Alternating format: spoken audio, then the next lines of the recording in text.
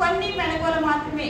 నేను సబ్జెక్ట్ చెప్పాము ఆల్రెడీ, మీకు ఆ విషయం తెలియజేయడం జరిగింది. నేను సబ్జెక్ట్ చెప్పను, కాకపోతే ఎట్లా మన ప్రజెంటేషన్ ఎలా ఉండాలి, ఎలా ప్రజెంట్ చేస్తే మనకు ఫుల్ మార్క్స్ వస్తాయి అనే విషయం గురించి మాత్రమే నేను ఒక 20 minutes మాట్లాడతాను. అవకాశం ఇస్తారా? మాట్లాడచ్చా? ఓకే. ఫస్ట్ ఆఫ్ ఆల్ మీకు బుక్లెట్ వస్తుంది. ఇప్పుడు మనం రాస్తున్నాం కదా, సమయంలో రాస్తున్నామే పరీక్షలు, అట్లా బుక్లెట్ వస్తుంది కదా. ఆ బుక్లెట్లో లైన్స్ కూడా డ్రా చేసి ఉంటాయి. మన హ్యాండ్ రైటింగ్ అనేది కొంచెం ఇంప్రూవ్ చేసుకోవాలి. ఆల్రెడీ అమ్మాయిలందరూ చాలా బాగా రాస్తారు, అబ్బాయిలు కొంతమంది రాసేవాళ్ళు ఉన్నారు.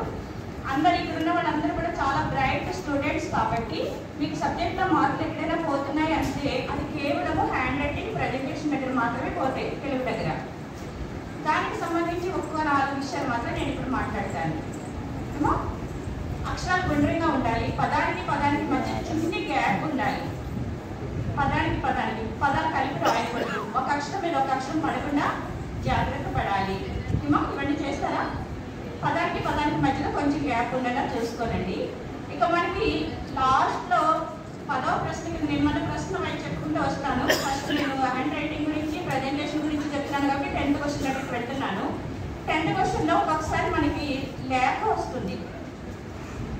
లేఖ, ఆ లేఖ వచ్చినప్పుడు మనం ఏం చేస్తామంటే ముందు రాస్తూ ఉన్నప్పుడు అది సగంలోనో లేకపోతే ఒక 4 lines దగ్గర ఆగిపోయింది అనుకుందాం. ముందు రాస్తున్న క్వశ్చన్ ఇక్కడ ప్లేస్ ఉంది కదా, అక్కడ లేఖ ఎట్టి పరిస్థితుల్లో మనం మొదలు పెట్టకూడదు. చాలా ఇంపార్టెంట్ ఇది రాసుకోవటమా. ఎప్పుడు లేఖ రాసేటప్పుడు మనం నెక్స్ట్ పేజీలో అంటే ప్రశ్న ఉండాలి, ఆ పేజీలో ఇంకేమీ ఉండకూడదు, ఒక లేఖ తప్ప. ఆ లేఖలో మనకు మార్కులు ఎలా విభజిస్తారో కూడా నేను చెప్తున్నాను. ఫస్ట్ స్టేషన్, డేటు, అంటే మనం ఏ ఊరిలో ఉండి రాస్తున్నామో మన ఊరి పేరు రాయవచ్చు. నో డౌట్, ఊరి పేరు రాస్తే మార్కులు పోతాయి అనేవన్నీ అపోహలు మాత్రమే. మన ఊరి పేరు ఖచ్చితంగా రాయవచ్చు. అక్కడ ఒక చిన్న కామ పెట్టి తర్వాత డేట్ వేయాలి, అంటే 16వ తారీఖు. కామన్గా స్టేట్ అందరూ 16వ తారీఖే వేస్తారు. 16/03/2026 అక్కడ ఫుల్ స్టాప్ పెట్టాలి. ఓకేనా?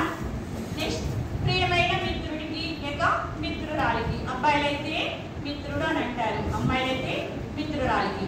అట్లాంటప్పుడు పైన చిన్న చుక్క, కింద చిన్న కామ పెట్టాలి.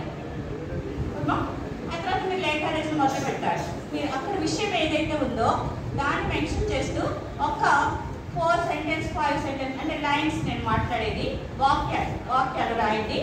ఎక్కువ శృతి మించి రాయవద్దు, అంత అవసరం లేదు. ఎక్కువ రాసేస్తే ఎక్కువ మార్కులు వస్తాయి అనేది అపోహ మాత్రమే. విషయం ఎంత ఉన్నది అనేది మాత్రమే చూస్తారు. కాబట్టి అది జాగ్రత్తగా రాయండి, తప్పులు లేకుండా రాయండి.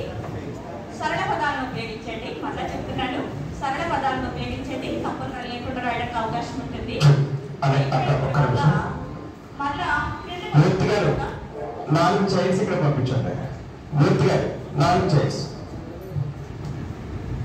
క్రిందికి వచ్చిన తర్వాత ఇట్లు నీ స్నేహితుడు, అమ్మాయిలైతే నీ స్నేహితురాలు. అక్కడ మళ్ళీ కామ పెడతాం. ఇట్లా దగ్గర ఏం చేయొద్దు, అట్లా వదిలేసేయండి. నీ స్నేహితురాల దగ్గర కామ పెట్టి మీ పేరు రాయొచ్చు నిరభ్యంతరంగా. ఏమో పేరు రాస్తే మార్కులు పోవు. ఇవన్నీ అపోహలుగా వింటున్నారా? పేరు రాసినప్పుడు మీరు ఫుల్ స్టాప్ పెట్టేసి చిరునామా దగ్గరికి రండి. చిరునామా ఎప్పుడు రాయాలి, ఎక్కడికి రాయాలంటే దానికి ఆపోజిట్గా. ఫర్ ఎగ్జాంపుల్, అమ్మ ఒక్కసారి బుక్ ఇవ్వదండి. ఇది బుక్ ఉంది కదా, స్టేషన్ డేట్ అని మొదలు పెట్టాము. ఏమైనా స్నేహితురాలకి స్నేహితులను రాసి వదిలేసి కింద నుంచి మళ్ళీ మనం లేఖ రాస్తూ ఉన్నాం కదా. లేఖ అంతా అయిపోయిన తర్వాత మళ్ళీ ఇటువైపు మాత్రమే, అందరికీ కనిపిస్తుందా? అందరికి కనిపిస్తుందా తల్లి? ఇటువైపు మాత్రమే ఇట్లు అని పెట్టి కింద నీ స్నేహితుడు లేక స్నేహితురాలని కామ పెడతాము. కింద మన పేరు రాసి ఒక ఫుల్ స్టాప్ పెట్టి మళ్ళీ ఇటువైపు వస్తున్నాం. ఇక్కడికి వచ్చి ఖచ్చితంగా చిరునామా అయితే రాయాలి. ఇప్పుడు ఒక లేఖ రాసి మన పోస్ట్ డబ్బాలో వేసేస్తాం అనుకుని వెళ్ళదు కదా, కాబట్టి ఖచ్చితంగా చిరునామా రాయాలి. అక్కడ మీ స్నేహితుల పేర్లు ఎంచుకోనండి, వాళ్ళ నాన్నగారి పేరు రాయండి, ఊరు రాయండి, చివరిలో జిల్లా వేయండి. అన్నింటికి కామాలు పెట్టండి. చివరిలో మీకు తెలిస్తే పిన్ కోడ్ వేసి ఫుల్ స్టాప్ పెట్టండి. పిన్ కోడ్ తెలియకపోతే జిల్లా పేరు దగ్గరే ఫుల్ స్టాప్ పెట్టండి. ఫుల్ మార్క్స్ మీకు 8 మార్క్స్ వచ్చేస్తాయి.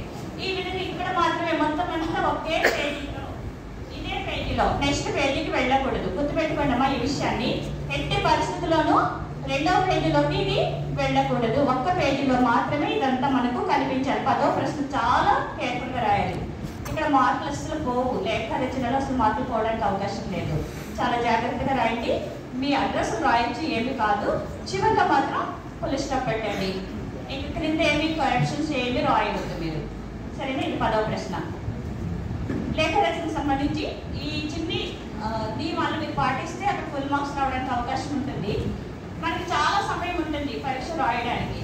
మనం ఎప్పటి నుంచో మనం పరీక్ష రాస్తూ ఉన్నాము కదా. జూన్ జూలై నుంచి మన పరీక్షలు జరుగుతూనే ఉన్నాయి, రాస్తూనే ఉన్నాం క్లాస్ రూమ్లో. ఎంత సమయంలో ఆ క్వశ్చన్కి మనం సమాధానం రాస్తున్నాం మనకు ఐడియా ఉంది కదా. 3 గంటల 15 నిమిషాలు మన పేపర్లో ఉంది కదా. ఒక 15 నిమిషాలు ఖచ్చితంగా